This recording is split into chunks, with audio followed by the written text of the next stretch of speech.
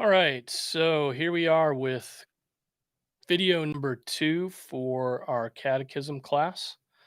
Video number 2. So, were you able to memorize numbers 57 and 58?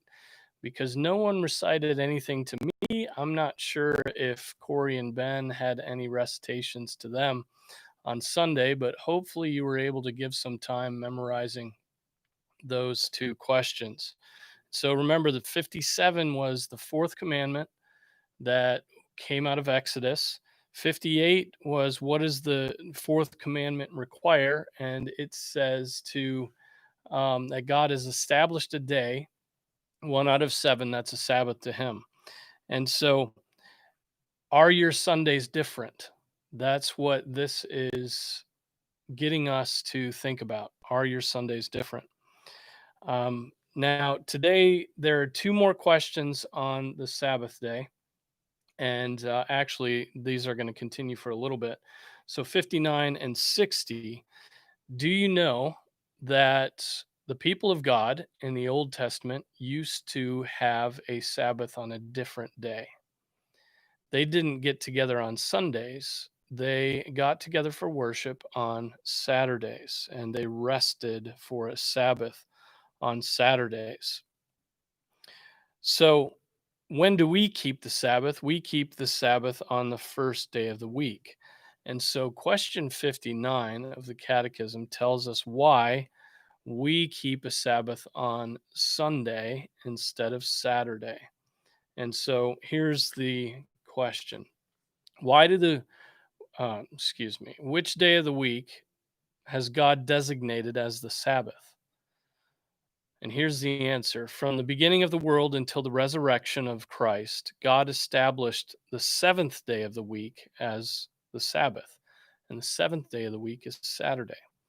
From that time until the end of the world, the first day of the week is the Christian Sabbath. And the first day of the week is Sunday. Don't be confused. Monday is not the first day of the week, Sunday is the first day of the week. So, what this question is saying is that from the beginning of the world until the resurrection of Jesus, that's the important point.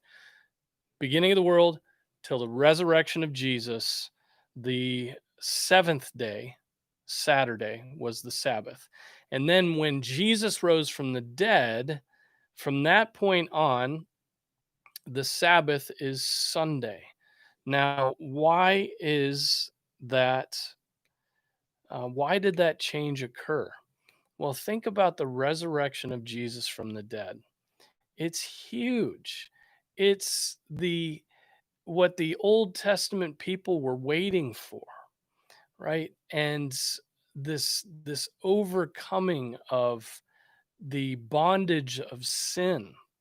And so in Jesus we're set free because he triumphed over death and he did so when he rose from the dead. And so that is so significant in God's history of working with mankind that the day on which we worship, the day on which we are required to worship changed. Okay? And so, excuse me, I'm getting a call. I'll decline that. Okay, so why again are there other reasons why the day changed from Saturday to Sunday? Well, first of all, Jesus rose from the dead. That's all we really need.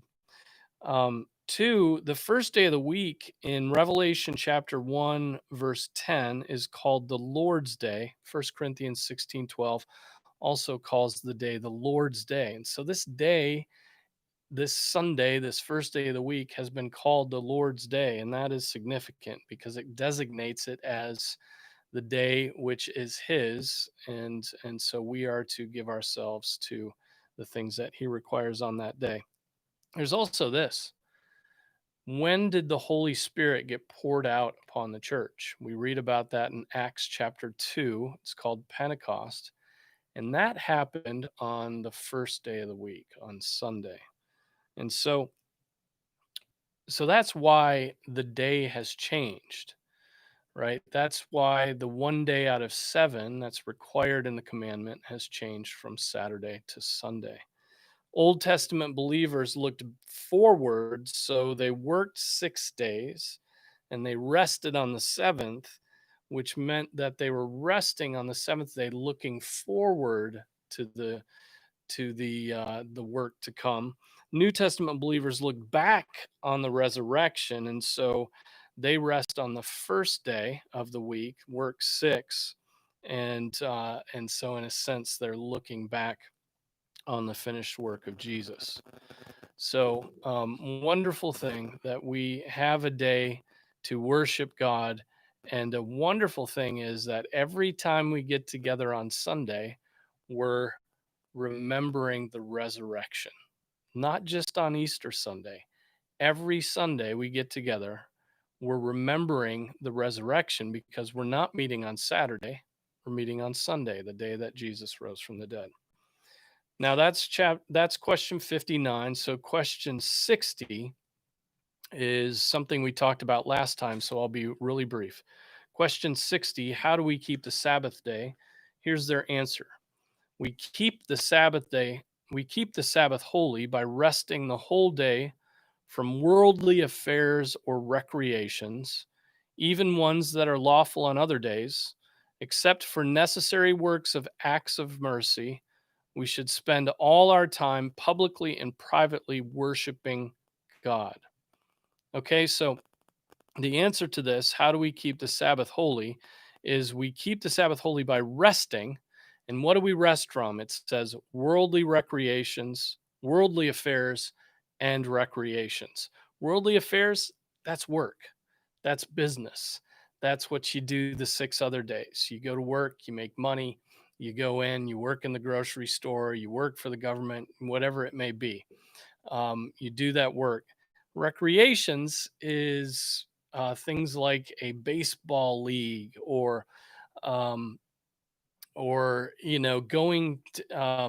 going out to eat, which is that's a way for us to relax and recreate, but it's also causing someone else to work, right? And so recreations, the things we have fun with, the things we relax with, even those we're supposed to consider and we are to give them up.